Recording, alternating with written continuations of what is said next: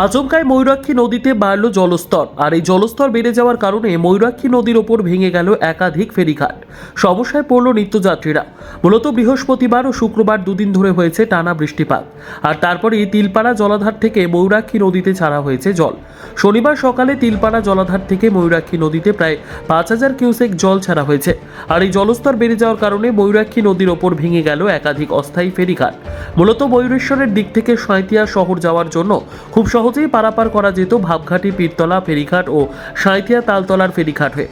তবে শুক্রবার মধ্যরাতে আচমকায় ময়ূরাক্ষী নদীতে জল বেড়ে যাওয়ার কারণে সেই ফেরিঘাট দুটি এখন জলের তলায়, যার ফলে যাতায়াতের সমস্যার মুখে পড়েছে নদীর দুই প্রান্তের মানুষজন।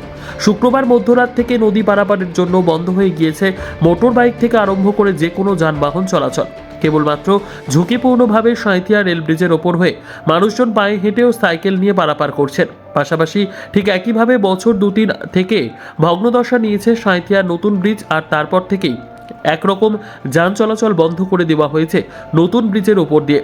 সেই ব্রিজে এখন কাজের জন্য একরকম বন্ধ করা হয়েছে যান চলাচল। তবে ঝুঁকিপূর্ণভাবে নতুন ব্রিজের ওপর হয়ে হেঁটে পারাপার করছে মানুষজন। সমস্যা আমাদের এই ব্রিজ ভেঙে গেছে, আমাদের সাঁইথিয়া যোগাযোগ করা যাচ্ছে না। আমি এখানে একটা ছোটবার একটা দোকান করেছিলাম, সেই দোকানটা আমার ভেঙে গেছে পানের জলে। আমাদের চারিদিকে রাস্তাঘাট ভেঙে যাওয়ার ফলে ব্রিজ, দুটো ব্রিজ ভেঙে দিয়েছে। আমরা নদীকাবায় বাস করছিলাম, বন্যার জন্যে আমাদের প্রচণ্ড বেহাল, কোনো গাড়ি ঘোড়া চলে না। আমরা খুব অভাবের ওপরে পড়ে আছি। এখন সমস্যা আমাদের একটু পড়ে গেছে, আমরা এখন কি করে খাবো, কর্ম করি। সাঁইথিয়া যদি যেতে হয় আপনাদের কিভাবে যাবেন? হ্যাঁ, সাঁইথিয়া যদি যেতে হয় কিভাবে যাবেন?